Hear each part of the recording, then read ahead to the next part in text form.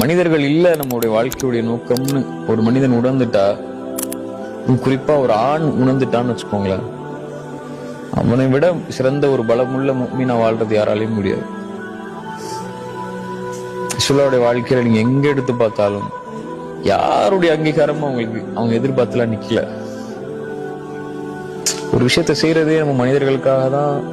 அவங்க என்ன சொல்லிடுவாங்களோ, என்ன செஞ்சிருவாங்களோ, எப்படி பேசிடுவாங்களோ அப்படின்னு தான் எல்லா விஷயத்தையும் நம்ம யோசிக்கிறோம். அல்லாஹ் என்ன நினைப்பான், அல்லாஹ்வுக்கு இது பிடிக்குமா, அல்லாஹ் இதை ஏத்துப்பானா, அல்லாஹ் நம்மளை கண்ணியப்படுத்துவானான்னு யோசிக்க ஆரம்பிச்சுட்டா போதும். இங்க யாரை திருப்திப்படுத்தணுமோ அவனை திருப்திப்படுத்தினா எல்லாரையும் திருப்திப்படுத்திடுவான். நீ அவனை திருப்திப்படுத்தாம இவனை திருப்திப்படுத்தணும், அவனை திருப்திப்படுத்தணும், அவரை நேர்த்துக்கணும், இவரை நேர்த்துக்கணும்னு போனீங்கன்னா கடைசி வரைக்கும் அல்லாஹ் திருப்தி அட மாட்டான். அவனை திருப்தி அடாம நீ யாரை திருப்திப்படுத்தியும் போதும் இல்லைல்ல, திருப்தி ஆகாது. மனிதனை திருப்திப்படுத்த முடியும்னு நினைக்கிறீங்க?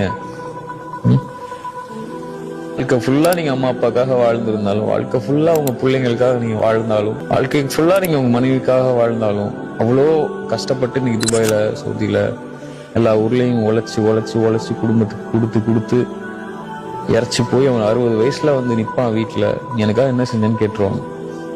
அப்பதான் அவனுக்கு உலகமே புரியும். என்னடா இவ்வளவு நாள் யாருக்காக வாழ்ந்தோன்னு. அப்படிதானே எவ்வளவு பேர் நம்ம கேள்விப்படுறோம் ஒவ்வொரு வாழ்க்கையிலும். எனக்கு அதை செஞ்சியா இதை செஞ்சியான்னு கேட்டுருவாங்க. அவன் நைட்டு பகலுமா ஒரு குட்டி கூண்டு ரூம்ல 10 பேரோட சேர்ந்து படுத்து, அவனுக்கு சாப்பாடு இல்லைனாலும் மாசம் மாசம் ஊருக்கு காசு கொடுக்கணும், 50,000 60,000 அனுப்பியிருப்பான் வீட்டுக்கு சேர்த்து வச்சு. ஹலாலா இருக்கணும்னு சொல்லி ஹராம விட்டு இவ்வளவு விஷயத்துல அவன் பாதுகாத்து இருந்திருப்பான். சர்வசாதாரணமா கேட்டுருவாங்க வீட்டுக்கு வந்தா, என்ன பண்ண. நிறைய அம்மா அப்பாவே எனக்கு அப்படி கேட்கறாங்க பசங்களை பார்த்து, நிறைய பிள்ளைங்க கேட்கறாங்க அப்பாவை பார்த்து, நிறைய மனைவிமார்கள் கேட்கறாங்க. மனைவிமார்கள் கேட்கதான் செய்வாங்க.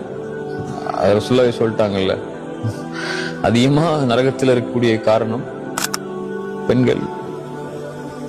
நன்றி இல்லாம இருக்கிறதுனாலதான். நன்றி மறக்கிறதுனா இது இல்ல, ஏமாத்துறது இல்ல, கணவனுக்கு மாறுபட்டு நடக்கிறதுனால இல்ல. அப்படி ரசூலுல்லாஹ் சொல்லல அந்த இடத்துல. எங்கேயும் ரசூலுல்லாஹ் சொன்ன விளக்கம், அவன் வாழ்க்கையே கொடுத்திருப்பான். ரசூலுல்லாஹ் தான் சொன்னாங்க இதே வார்த்தையை. அவன் எல்லாத்தையும் செஞ்சிருப்பான், கடைசியா நீ என்ன செஞ்சேன்னு கேட்பான்.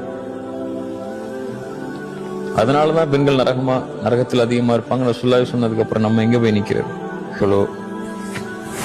அங்கீகாரத்தை சொல்றேன். நம்ம கடமை கரெக்டா செய்யணுங்கிறது வேற, பட் ஆனா அங்கீகாரத்தை சொல்றேன். அவங்க ஏத்துக்கணுங்கிறதுக்காக செஞ்சீங்கன்னா கடைசி தோத்து போயிருவோம். எல்லாம் அப்படி பாக்குறீங்க, எங்கேயோ பட்டம் வந்து பேசுறான் அப்படிங்கிற மாதிரி. அப்படிலாம்